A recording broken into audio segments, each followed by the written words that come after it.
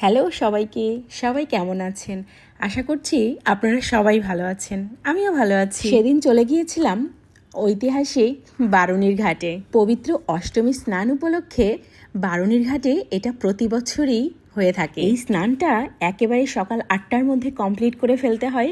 আর যেহেতু অনেকটা পথ যেতে হবে, আমরা একদম ভোরবেলা, আসলে ভোরও না, আমরা যে সময় বের হয়েছি এটা মোটামুটি কিছুটা রাতই বলা চলে। মানে ভোর হওয়ার আগে অন্ধকার থাকতেই বের হয়ে যেতে হয়। তো বের হতে হতে মোটামুটি ভোর হয়ে গিয়েছে, একদম রাস্তা জনশূন্য। গ্রামে যেহেতু ভ্যান এত সকালবেলা পাওয়া যায় না, তাই বাবা আগের দিনই ভ্যান ঠিক করে রেখেছিল। তাই সকালে আমাদের খুব ভোরে হলেও ভ্যান পেতে কোনো প্রবলেম হয়নি।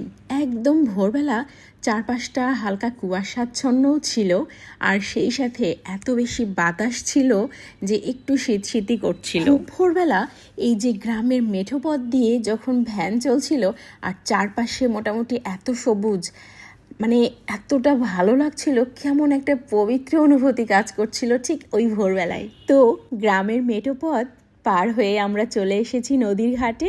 আর এই নদীটা ব্রহ্মপুত্র নদের একটা শাখা নদী বলা চলে।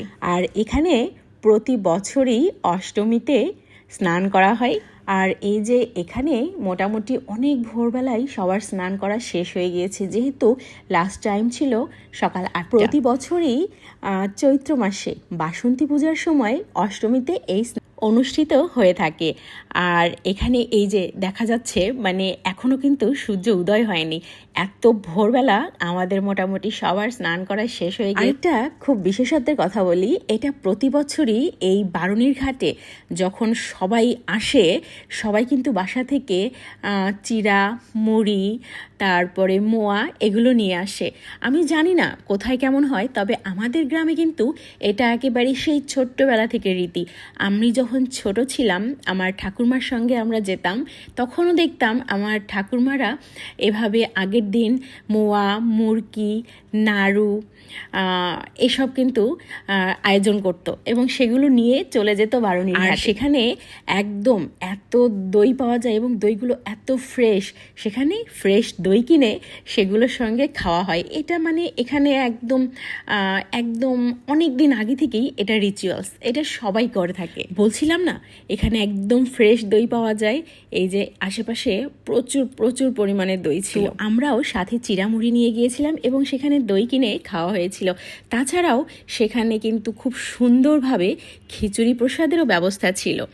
তো আমরা সবাই স্নান করে প্রথমে চিড়া, মুড়ি, দই দিয়ে খাওয়ার পরে আমরা সেখানে খিচুড়ি প্রসাদ পাচ্ছিলাম। আমি খুব সম্ভবত আমি ঠিক কবে গিয়েছিলাম এই ঘাটে, এই মেলায়, আমি মনেও করতে পারি না, এত ছোটবেলায় গিয়েছিলাম।